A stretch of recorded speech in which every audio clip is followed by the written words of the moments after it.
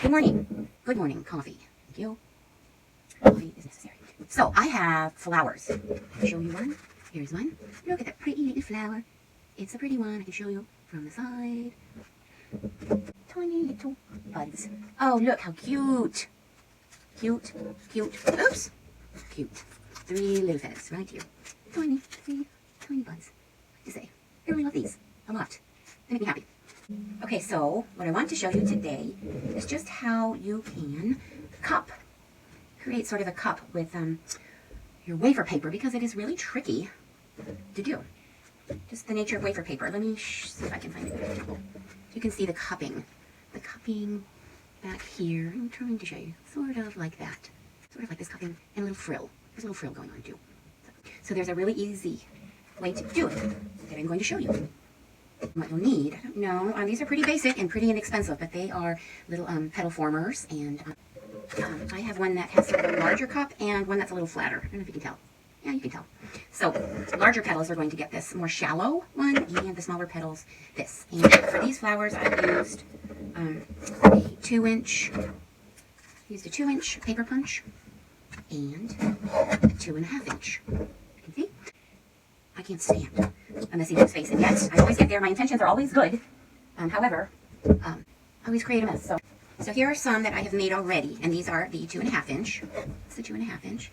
Basically, you're just going to take scraps of paper. These are just scraps I have on hand.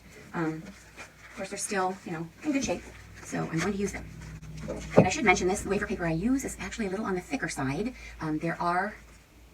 They do have differences. Some of them are thinner, and they all have a purpose. For this one, I want sturdy petals and ones that don't curl too much. And I'm going to make some 2-inch circles, so I can show you guys those too. I'm going to make 6. One.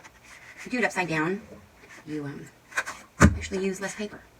You can take it right to the edge. Less waste. Less waste is always good, because who wants to spend money when you don't have to, right? We're all not... None of us are getting rich doing this, right? We do it for the love of it. So I actually got 7 out of a half sheet. So only should be 6, because that's all I need. But it's pretty good. I'm going to screw up somewhere, so I'll need an extra one. So I'm going to start with the 2-inch, and I'm using the smaller cup. It's a smaller one. I have vodka spray, because I like the spray. It just distributes enough vodka to work with it. Not too much that it's going to curl up on you and be impossible to work with. So you don't need to prepare this at all. It's just plain old former vodka. I'm going to spray like once on one side, twice maybe on another side. Then I'm going to put it in my cup.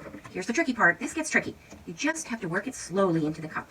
As you're doing so, it's going to create these little, frills on the edges. And all the while, it's drying slowly but surely. And by the time it's finished, if you have it gathering at the bottom, I'm just going to press it. Pressed.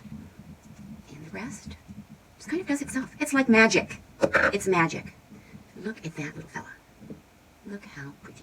And he has a cup, which is not always easy. You can cut these at the bottom. Let me just show you. This is why I make extra, okay? Because there's always use for them.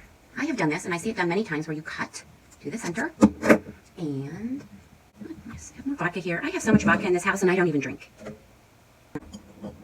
take a little brush. And then what you can do is you just brush a little bit on one side and fold it. And that creates a cup as well. It's not so much a curve as it is a cone. So it has more like a pointy as opposed to a cup. You see? And I just like it more. And just the nature of turning a regular circle in here is going to allow you to make these pretty little frilled edges. So when I discovered that, I was pretty excited. I don't know about you, but these things really excite me. It's kind of sad, but true. And I'll do a couple more for you. Doing the cupping. Your thumbs are the best tool for this. I kind of feel like hands are the best tool. Not for everything, but they work pretty well. Hands, fingers, whatever. And then this is just releasing quite easily. And there I have, oh, it's so pretty. Look at these little, oh, look at that. It's so different. I won't have another petal on my flower exactly like this, and that's exactly how I like it. That's how I like it. I would hate to ever be boring, you guys. Really. Anyone can be boring. Just sit there and do nothing. Say anything. Just sit and stare at a wall, if you like. That's pretty boring.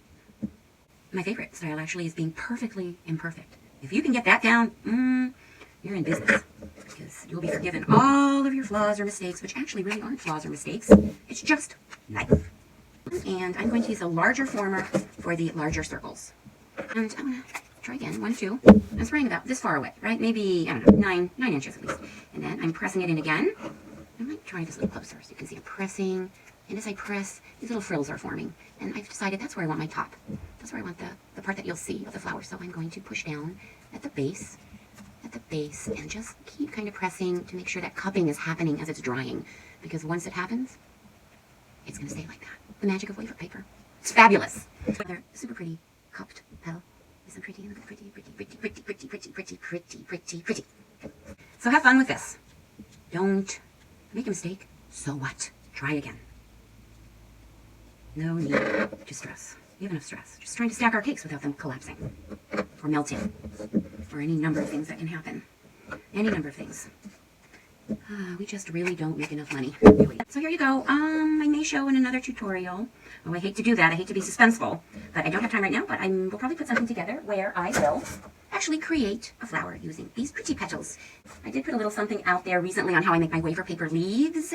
These are to go with my pretty wafer paper roses. And so check out. That's another tutorial on my Instagram. You can find that. Show you exactly how to make these pretty fellas to go with your pretty flower. The cupped shape is the way to go. Simple tools. Simple. Okay. Ciao again. This time for real. Bye.